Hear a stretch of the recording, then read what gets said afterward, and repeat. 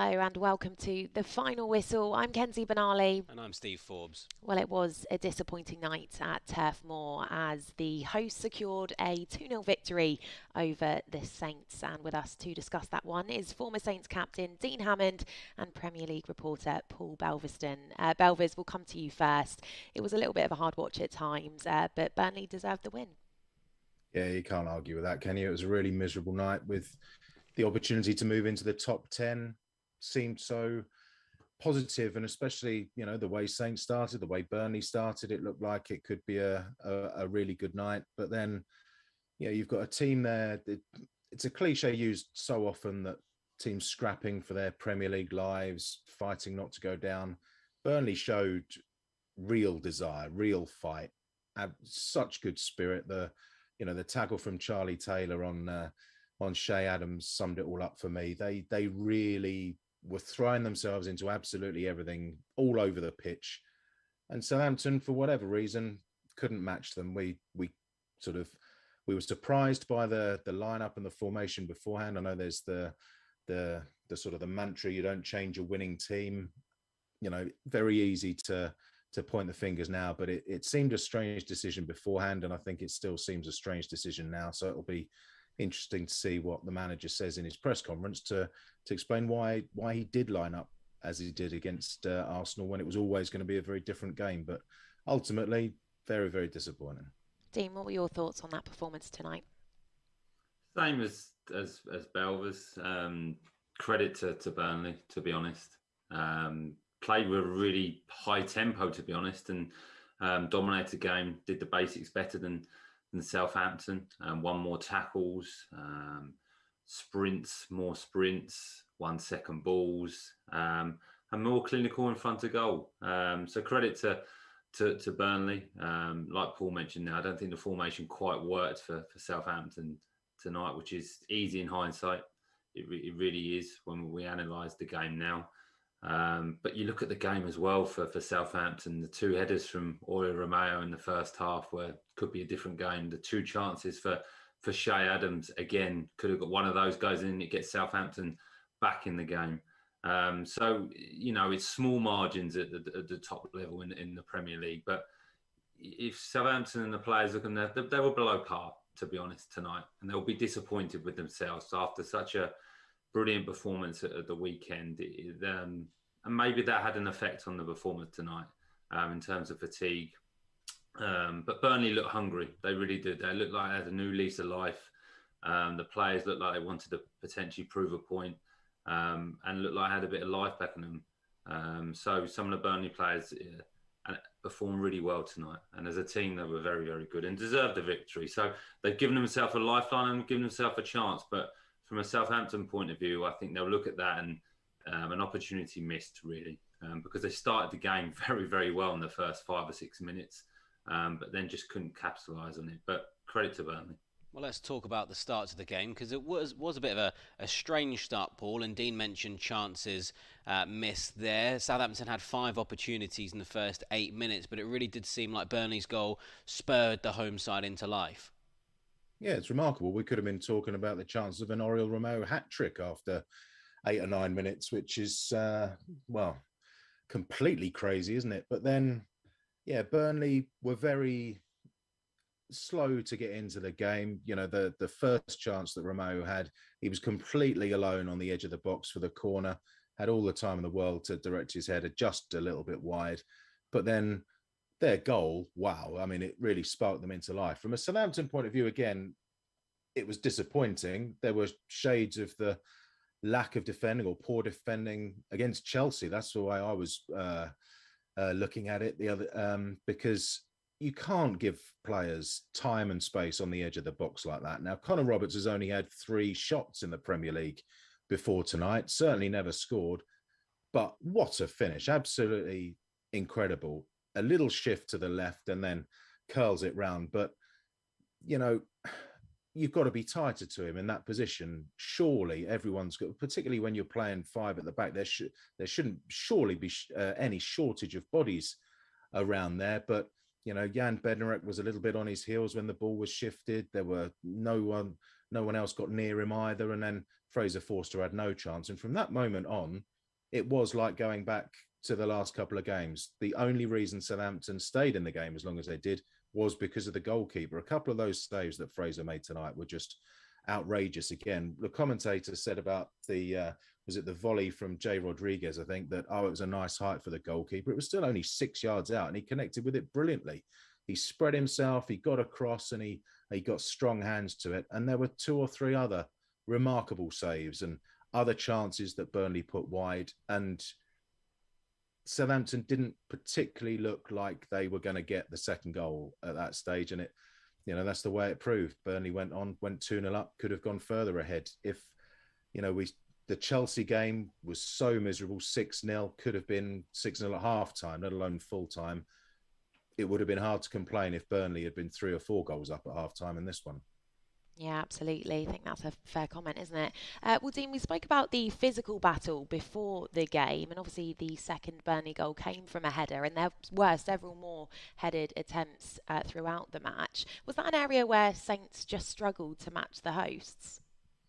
I think so. I think if you look at it, Weghorst, Tarkowski, Collins, very dominant, very aggressive in trying to win that first contact from the delivery, from set pieces and from open play and crosses. And Paul's mentioned there, Fraser Forster again, another very, very good game. Made some brilliant saves and kept Southampton in the game at times. But yeah, Jay Rodriguez, the volley, the header then from Weghorst, where he should score really, where he hits the crossbar.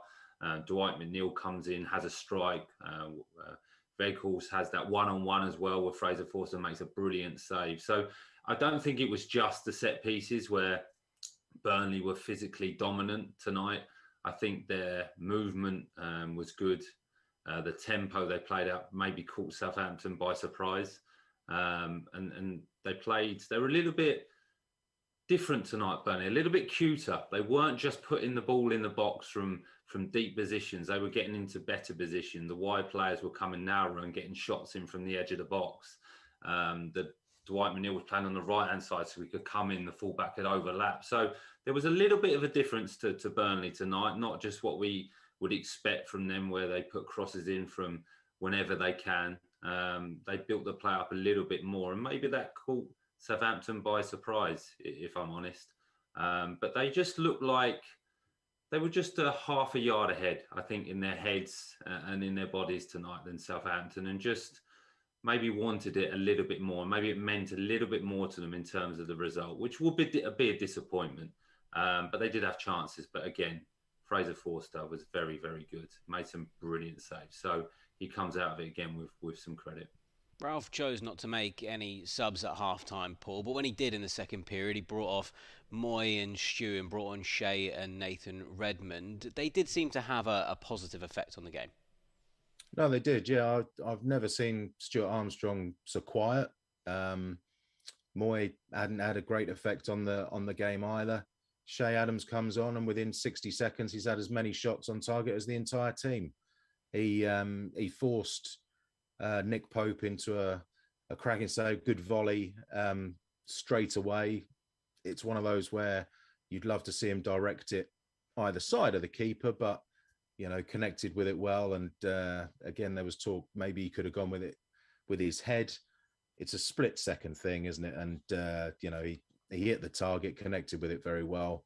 And then later on, there's that challenge by Charlie Taylor. There were a few little sort of annoying. I thought the second goal, there's all that talk about Jack Cork. Did it brush his leg and his shorts? I mean, if you're analysing so closely, I don't really understand. I know the rules are sort of different these days, but surely he's in a position where he is interfering or he's active. If you're having to zoom in on the hem of shorts, and was Nathan Collins not pushing down on James Ward-Prowse to get that header in?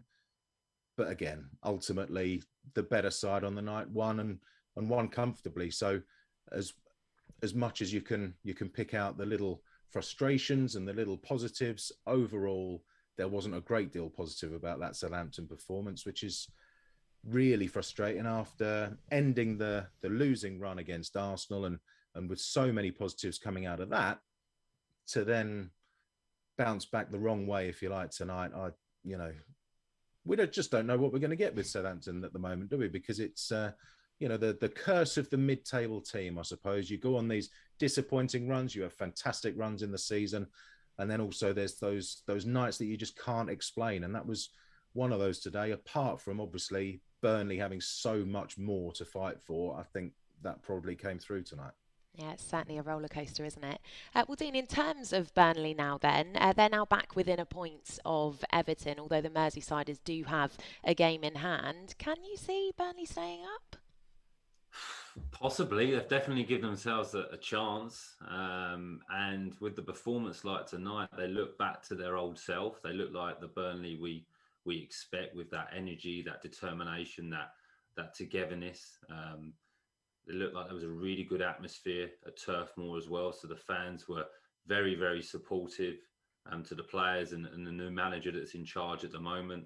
And if you look at the fixtures as well, Kenzie, I think they've got more favourable fixtures. If you look at Everton's next three, they've got Liverpool, Chelsea and Leicester. And they finished the season against Arsenal. So difficult fixtures. And Burnley, they've got Wolves, Watford and Aston Villa in the next three.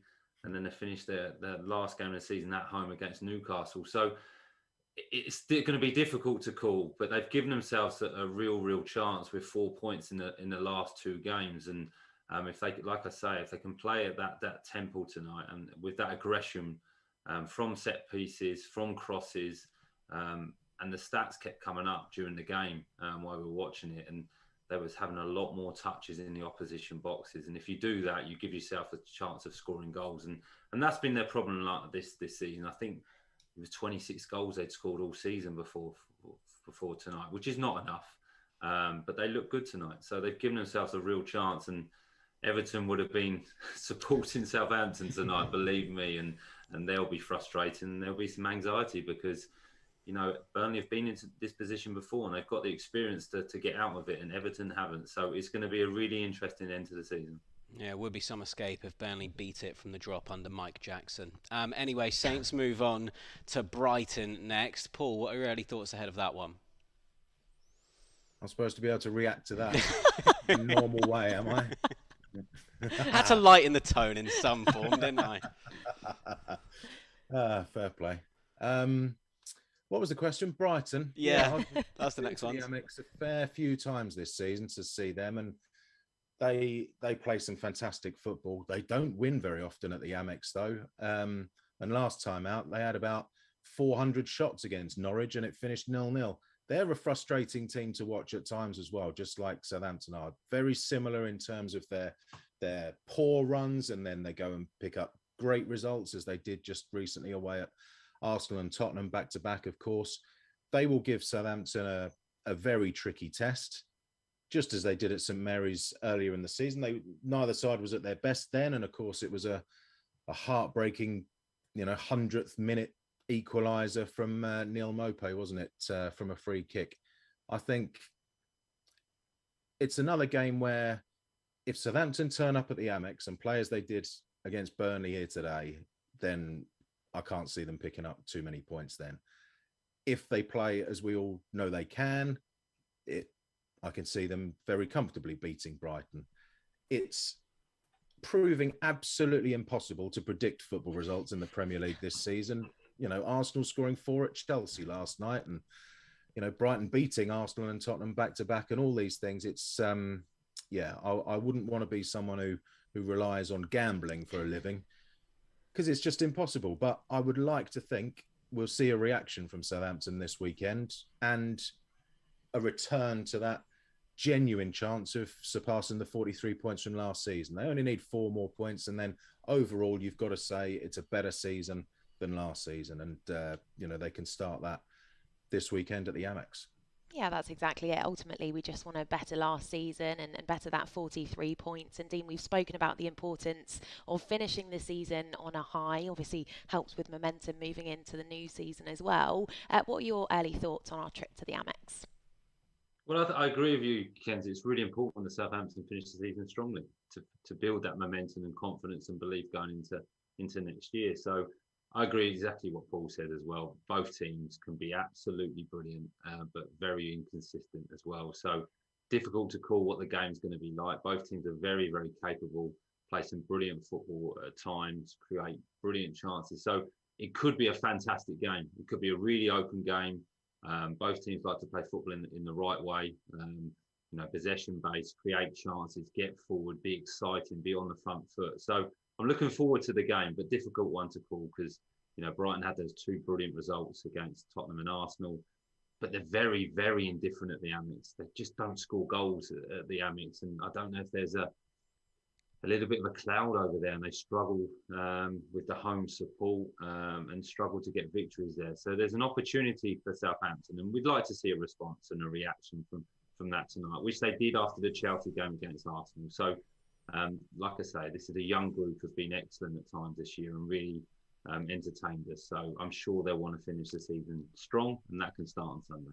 Yeah, I'm sure they will. Well, Dean, Paul, thank you so much for joining us this evening. And despite the result, always lovely to see you both. Well, not what we wanted tonight, but at least there's only 5 games left of the season. And we march on to the Amex on Sunday to take on Brighton. It's a 2 p.m. kickoff there, so we'll have another edition of Saints Live for you from 12:45. Try and enjoy the rest of your week. We'll see you then. Bye for now.